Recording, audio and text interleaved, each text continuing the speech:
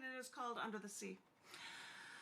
I'd like to be under the sea to watch the fish go swim. I'd like to squish a jellyfish and then let go of him. I'd like to grab a soft-shelled crab and take him for a walk. I'd like to hurdle over a turtle and teach dolphins to talk. I'd like to see a manatee and then go play by him. I'd like to do all of these things. If only I could swim. Boom. Well, I was 9. I didn't even know what a manatee was. My mom helped me on that one, but you know, coming up with I don't rhyme stuff, but that's my crazy rhyming thing. Trevor, do you want to keep going on cycle? Are you okay with time, Trev? I mean, because I just said, did you want to cut in until the end of it and I could start the cycle again, which would mean I'd read, but. I'm okay for about half an hour. Okay, well, on my list, you're right after me anyway, so there you have it. I guess that would mean it is my turn to read poems, and I'm going to read 3 more from this book, the cc&d August 22 book, which was released just yesterday, called Death Waits Outside. It was fun putting the little thing across the bricks on here when I did it too. Anywho, it says that Tom is there. Do you want to come in? I admit you. And Susan, I admit you. I admit everyone. And so I will read 3 from this book. This first one is they're all events pieces. This first one is a short piece called Effigy, but on this one day, I have it all written here. This was written on August 28th, which things happen on different years on August 28th. In 1955, it was the day that the black teenager Emmett Till was brutally murdered by a lynching, galvanizing the civil rights movement. And in 1957, it was the day the U.S. Senator Strom Thurmond filibustered to prevent the voting on the Civil Rights Act of 1957. And in 1963, this is the day of the March on Washington for jobs and freedom, and it actually ended with Reverend Martin Luther King Jr.'s I Have a Dream speech. All of this happened on the same day, August 28th. And so how do you put you can't do a long poem with all those things going on. So I wrote this piece called Effigy. When it gets hot like this, when the summer drags on, then is when you wonder when heat and pain will end. It's almost a fire. It's almost like a fire has been set to the entire land, and this fire is within the hearts of men who still are out to do you in. Low winds come across these plains, rustling the leaves and anything hanging from the trees.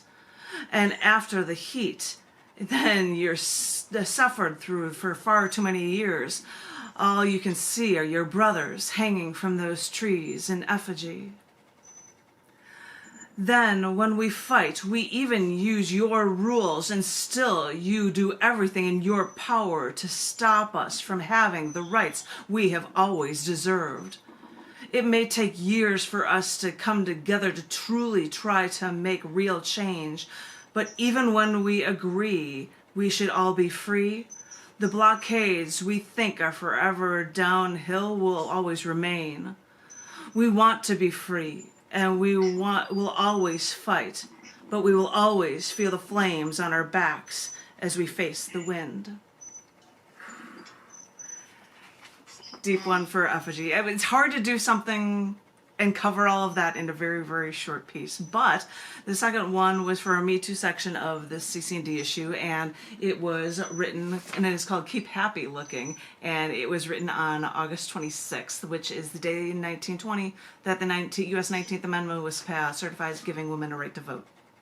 I thought of Susan when she was reading, and I'm like, oh, I'm going to be reading. It's not the same, but this piece is called Keep Happy Looking. Keep looking happy. Women, in theory, should feel pleased when we win battles for our rights. So whatever women do, you keep looking happy. That's what we women do, what we have to do in this eternal uphill battle. When this country was founded, it was land-owning white men who voted. 50 years before we women gained that right, white men decided that black men once slaves or descendants of slaves, black men once considered 3/5 of a person, they got the right to vote 50 years before us women. I get it. I get it. I shouldn't be so pessimistic.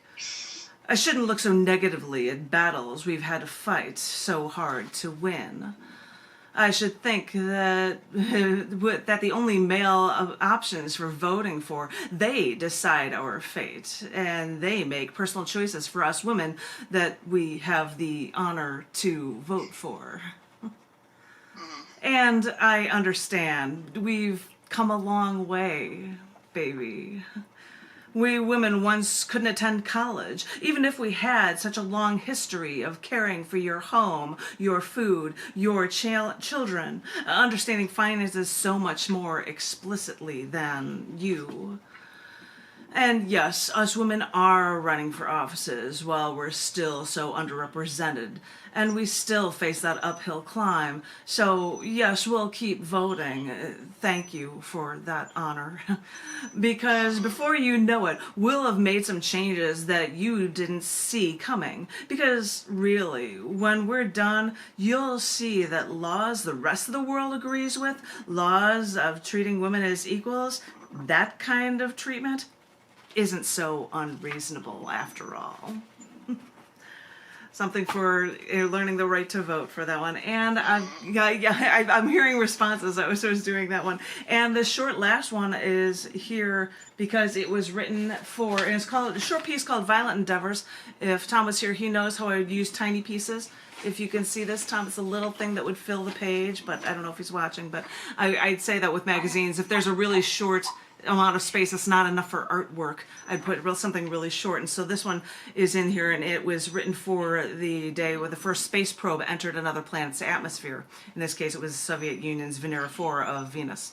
And so this really short one, probably related to the story, I couldn't tell you because I don't feel like reading the story beforehand, but it's called Violent Endeavor.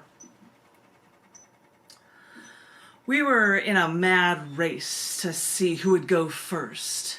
We wanted to try something entirely different, not knowing it would be such a violent endeavor that indicated how we'd soon destroy each other. Yes, thinking about the U.S. and the Soviet Union, the USSR. Sorry, I had to bring that up for you guys. So, ladies and gentlemen, I think my Trevor is here, and I said that you were next on the list, my love. So please, please give it up for Trevor. Thank you.